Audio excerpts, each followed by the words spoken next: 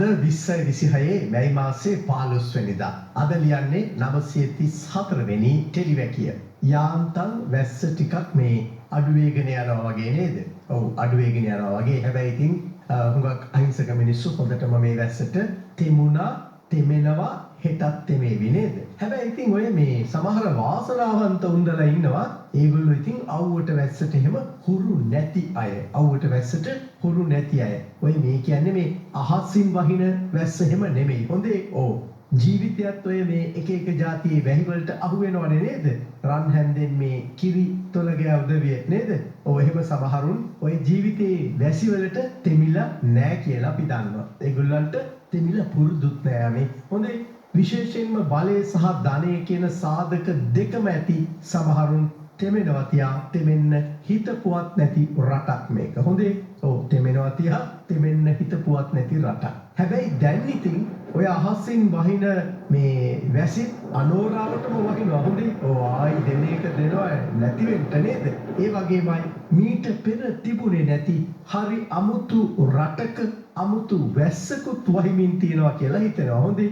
මොකද දැන් සමහරුන්ගේ මේ ජීවිත මහා අනෝරා වැසි වලට තෙමෙමින් යට වෙමින් තිබෙන හින්දා. හොඳේ. දැන් මෙහෙම ලියන්න හිතුනේ අද පත්තරවල සිරස්තල ටික දැක්කාම හරියට එක ප්‍රවෘත්තියක් තමයි අධිකරණයට අපහාස කළා කියලා ජාතික අධ්‍යාපන ආයතනයේ හිටපු අධ්‍යක්ෂට බරපතල වැඩ සහිත වසර 6ක සිරදඬුවමක් නියම වුණා. ලක්ෂ 30ක දඩයකුත් නියම කළා. ඔය 2024 දී ශිෂ්‍යත්ව විභාගයට අදාළව ශ්‍රේෂ්ඨාධිකරණය දුන්න නියෝගය පැහැර හැරීම. හොඳේ. අගවිනිසුරු ප්‍රීති පද්මන් සූරසේන ඇතුළු ත්‍රිපුද්ගල විනිසුරු මඩුල්ලක් තමයි මේ තීන්දුව දුන්නේ නේද? දැන් ඒ අනුව ජාතික අධ්‍යාපන ආයතනයේ හිටපු අධ්‍යක්ෂ එස් ප්‍රේමතිලකට අවුරුදු 6ක් හිරදඬුවම් බිඳින්න වෙනවා. හොඳේ. දැන් ඔය මේ හුඟක් අය හිතාගෙන ඉන්නේ තාම තියෙන්නේ පරණ රට කියලා. හොඳේ. ඕ පරණ රට පරණ විදිහට තමයි වහින්නේ කියලා. නෑ මේ රට අලුත් වෙන්න පටන් ගන්න. ඒ එකම එකක් මතක තියාගන්න දැන් හොඳටම වහිනවා. හොඳේ. ඔව් පුතේ හොඳටම වහිනවා. දැන් තව එකක් තිබුණා පුවත්පත්වල. ඒකත් අද ප්‍රධාන සිරස්තලයක්.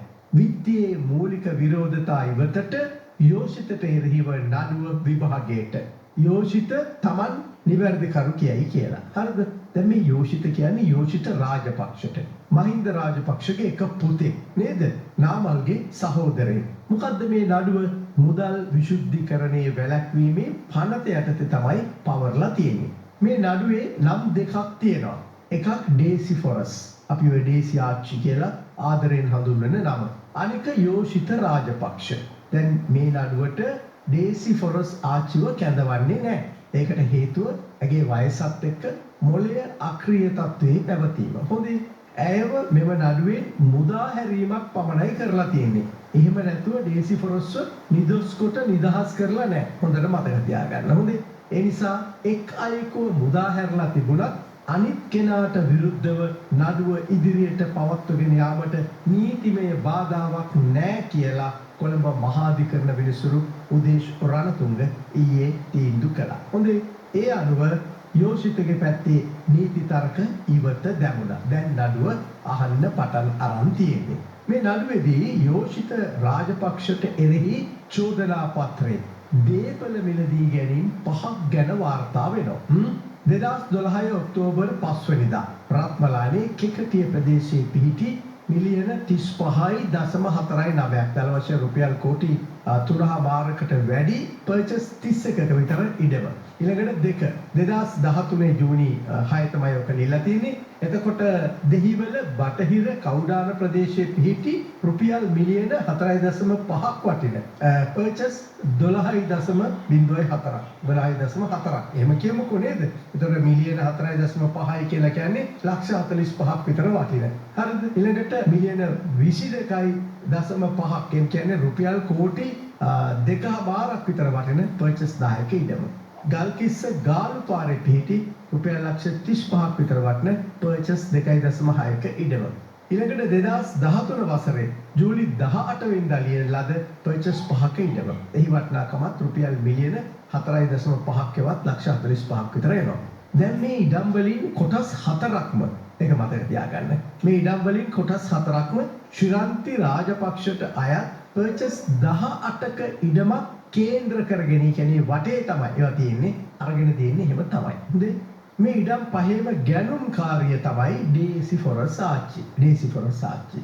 ඩේසිෆොරස් ආච්චි ජීවත් වෙලා ඉඳලා තියෙන්නේ මහින්ද රාජපක්ෂ හා ශ්‍රීලංති රාජපක්ෂගේ නිවසේ බවත් මේ නඩු විභාගයේදී හෙළියනවා. හරිද? දැන් මීට අමතරව චූදිතින් දෙදෙනා ඒ කියන්නේ ඩේසිෆොරස් ආච්චි සහ යෝෂිත රාජපක්ෂ පවත්වගෙන ගිය බැංකු ගිණුම් 4ක සාරාංශත් යෝෂිත රාජපක්ෂ කොටස් වෙළඳපොලේ සමාගම් කිහිපයක කර ඇති ආයෝජන විස්තරත් නඩු බහන්න වශයෙන් ඉදිරිපත් කෙරුණා.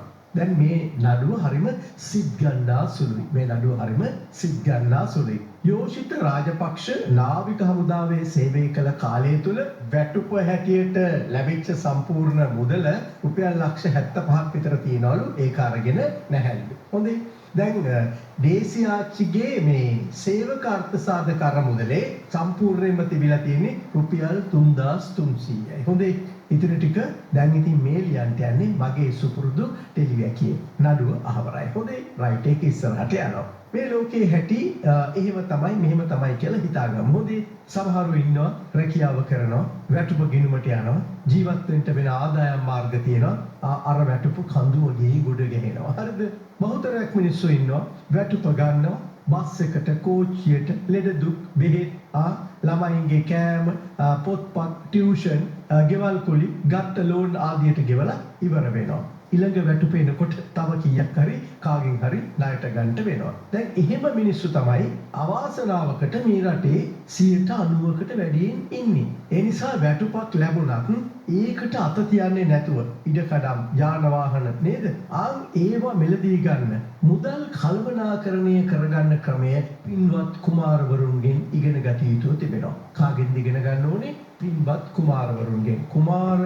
කුමාර ඔය කියන වචන ඇහෙනකොටම මේ මට මතක් වුණේ මැකියාවෙලිගේ කුමාරයා පොත.